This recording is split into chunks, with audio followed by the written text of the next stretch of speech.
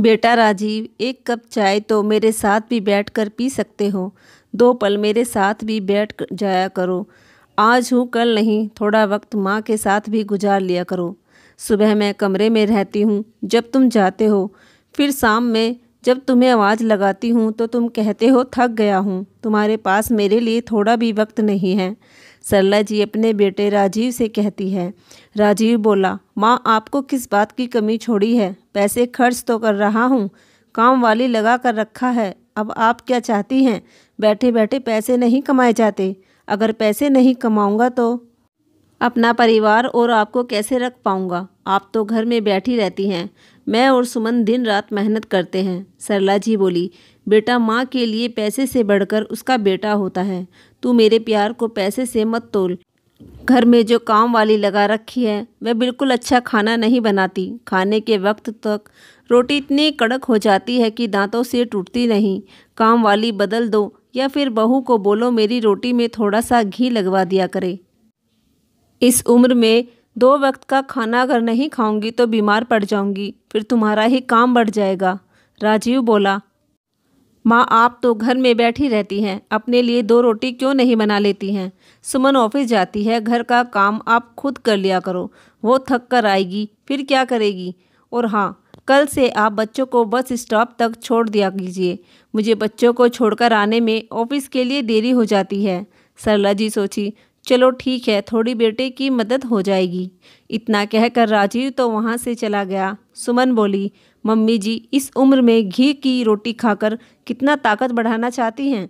बुढ़ापे में लोगों की इच्छाएं मर जाती है, पर आपकी इच्छा तो खत्म होने का नाम ही नहीं ले रही। कभी अपने से ऊपर अपने बच्चों को रखा कीजिए। सच कहते हैं लोग, बुढ़ापे में लोग सठिया जाते हैं। इतना कहकर सुमन वहाँ से चली गई। आए दिन सुमन ऐसे ही कड़वी बातें सरला जी को कहती रहती थी, परंतु बेटे और पोते के मुंह में सरला जी मुस्कुराकर उसकी बातों को टाल दिया करती थी। एक सुबह बेटे बहू सबके लिए सरला जी ने टिफ़िन बना दिया। ऑफिस से आने के बाद सुमन बोली, मम्मी जी आप मेरा टिफ़िन थोड़ा ठीक से बनाया कीजिए। मुझे शर्म आती है सबके सामने खोलने में। कैसे गरीबों जैसा खाना बनाती हैं? मैं कमाती हूँ, आपकी बेटी की तरह कोई बेरोज़गार नहीं हूँ। सरला जी बोली, बहू क्या गरीब खाना नहीं खाते? एक तो मैं तुम्हारी मदद कर देती हूँ, ऊपर से तुम मुझे इतनी कड़वी बातें सुना रही हो। सुमन बोली, फिर आप घर में बैठकर करेंगी क्या? बैठे बैठे हड्डियाँ भी अकड़ जाती हैं, तो कुछ काम धंधा किया कीजिए।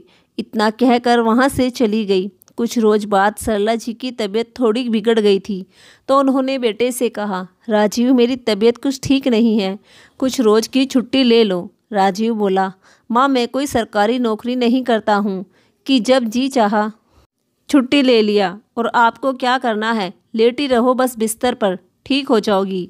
सरला जी मन में सोची, अगर मुझे खुद की देखभाल करनी है तो फिर मैं क्यों बेटे बहू के साथ ही रह रही हूँ। मुझे समझ आ गया है, बेटे बहू को मेरी बेटियों का आना भी पसंद नहीं है और ना ही मेरी वह देखभाल कर सकते हैं। ईश्वर भी कैसी कैसी परीक्षा लेता है। शाम में सरला जी की बेटी नेहा का फ़ोन आया। उन्होंने हालचाल पूछा तो माँ ने अपनी व्यथा सुनाई। नेहा बोली, माँ बस आप कोहलू के बैल की तरह वहाँ पिसती जा रही हैं। अपना पूरा जीवन आपने हम बच्चों को दे दिया, आज उनके पास आपके लिए फुर्सत नहीं है। सच कहते हैं लोग, पैसा अच्छों अच्छों को बदल देता है। बाद में नेहा ने अपने भाई को फ़ोन करके समझाया। राजीव ने अपनी बहन को भी 4 बातें सुनाई। भाई और भाभी की इन्हीं कड़वी बातों के कारण वह मायके नहीं आती थी, क्योंकि वह बर्दाश्त भी कर ले पर पति और बच्चों को क्या कहेगी। हर किसी का सामना एक औरत को ही क्यों करना पड़ता है, और मायके का आत्मसम्मान भी तो बचा कर रखना था। इसलिए वह 3-4 महीने में एक बार सुबह जाती और माँ से मिलकर वापस लौट आती थी। राजीव ऑफिस से लौट कर आया तो उस दिन घर में काफ़ी विवाद हुआ। बेचारी सरला जी बेबस होकर बस चुपचाप देख रही थी, और करती भी क्या। जिस बेटे को इतने लाड प्यार से पाला, आज माँ के साथ वह ऐसा व्यवहार कर रहा है। सुमन बोली, मैं पढ़ी लिखी घर से आई हूँ, मैं तीमारदारी तो कर नहीं सकती। पूरे दिन घर में बैठकर रोटियां तोड़ती हैं, फिर बच्चों से ज़्यादा आपको भूख लग जाती है। नौकरी करने के बाद भी और आप पर कितने पैसे खर्च करने के बाद भी मुझे एक पल का भी आराम नहीं मिलता। उस रोज़ के बाद गुस्से में सुमन ने अपने बच्चों को भी सरला जी के पास जाने से मना कर दिया। बेटे बहू का व्यवहार तो फिर भी वह बर्दाश्त कर लेती थी, परंतु बच्चों का अलगाव उन्हें बर्दाश्त नहीं हुआ। एक दिन वह सुमन से बोली, बहू सर्दी आ गई है, मेरा कंबल बहुत हल्का है, उसमें ठंड लगती है, इसे साफ करवा दो। सुमन बोली, मम्मी जी आपको क्या लगता है पैसे पेड़ पर उगते हैं? आपकी डिमांड तो ख़त्म ही नहीं हो रही है। अरे कुछ तो हमारे बारे में सोचा कीजिए। तभी राजीव आया और बोला, माँ आप हर रोज़ डिमांड कर देती हैं, पैसे कैसे कमाए जाते हैं आपको क्या मालूम? पापा चले गए और मेरे लिए मुसीबत छोड़ गए हैं। उस रोज़ सरला जी का सब्र का बांध टूट गया। वह बोली, मैं तुम पर बोझ बन गई हूँ। उनके जाने के बाद भी मेरे खाने पीने की व्यवस्था वो कर गए हैं, यह तुम्हें अच्छी तरह से मालूम है। और तुम दोनों को मेरा साथ रहना इतना खलता है तो इस घर में क्यों रहते हो? जाओ कहीं और जाकर रह लो। सुमन बोली, मम्मी जी हम क्यों जाएं यहाँ से, इसी घर के 2 हिस्से कर देते हैं, आप अपना खर्चा देख लीजिए और हम अपना देख लेंगे। सरला जी बोली, यह घर मेरा है और इस घर पर तुम लोगों का कोई अधिकार नहीं है। तुम्हें क्या लगता है माँ पर कुछ पैसे खर्च कर देने से तुम्हारी जिम्मेदारी खत्म हो गई? अरे पैसे खर्च करके भी अगर अकेले रहना है तो क्यों ना मैं अपने लिए नौकर चाकर रख लूँ, आखिर वह भी रोटी बनाकर मुझे खिला ही देंगे। बेटा बहू आश्चर्य से सरला जी को देख रहे थे। सरला जी बोली, माँ बच्चे को दुलार प्यार के साथ सबक भी सिखाती है, याद रखना 1 महीने का वक्त दे रही हूँ, मेरे घर को खाली करो। अब मैं अपने घर में किराएदार रखूँगी, कम से कम 2 बातें करने वाला कोई तो होगा। इतना पैसा तो आ ही जाएगा कि मैं दोनों टाइम के लिए नौकर रख लूँगी। राजीव ने पहले आनाकानी की, फिर सरला जी ने पुलिस की धमकी दी, फिर उसे घर को खाली करना ही पड़ा। आस पड़ोस के लोगों ने बहुत सारी बातें बनाई। सरला जी बोली, आप लोग तो बातें बनाएंगे पर भुगतना तो मुझे पड़ता था। एक माँ बच्चे को जब प्यार दे सकती है तो उसे सबक भी सिखा सकती है। आखिरकार मेरा सब कुछ मेरे बच्चों का ही होगा, तो जब तक मैं जिंदा हूँ मैं अपना इंतज़ाम कर लूँगी और आगे सब अच्छा होगा। अब नेहा भी परिवार के साथ वक्त निकाल कर माँ से मिलने आ जाया करती थी। कई महीने घर से बाहर और माँ से दूर रहकर राजीव को भी अपनी गलती का एहसास हो गया था।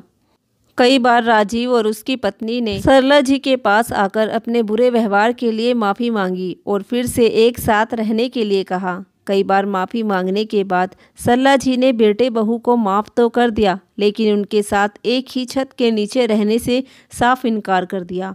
उन्होंने अपने मकान का ऊपरी हिस्सा रेंट पर लगा दिया था, जिससे उनका हर महीने का खर्चा पानी आराम से चल जाता था और घर में रह रहे किराएदारों की वजह से उन्हें अकेलापन भी महसूस नहीं होता था, क्योंकि उनके किराएदार बहुत ही अच्छे थे। उनके साथ हंस बोल कर सरला जी का समय बहुत अच्छे से कट जाता था। उधर राजीव और उसकी पत्नी को अपनी गलती का एहसास हो चुका था, जिसकी वह सरला जी से माफ़ी भी मांग चुके थे और सरला जी ने उन्हें माफ़ भी कर दिया था। लेकिन अपने जीते जी उन्होंने राजीव को घर और प्रॉपर्टी में कोई हिस्सा नहीं दिया था। उनके मरने के बाद ही राजीव को उनके सभी अधिकार मिल पाए। मरने से पहले उन्होंने अपनी वसीयत में राजीव के साथ साथ अपनी बेटी नेहा को भी बराबर का हिस्सेदार बना गई थी। तो दोस्तों, आप लोगों को सरला जी का फैसला कैसा लगा, प्लीज़ एक बार कमेंट बॉक्स में ज़रूर बताइए। और कहानी थोड़ी सी भी पसंद आई हो तो प्लीज़ कहानी को लाइक और चैनल को सब्सक्राइब जरूर कर लीजिए। धन्यवाद।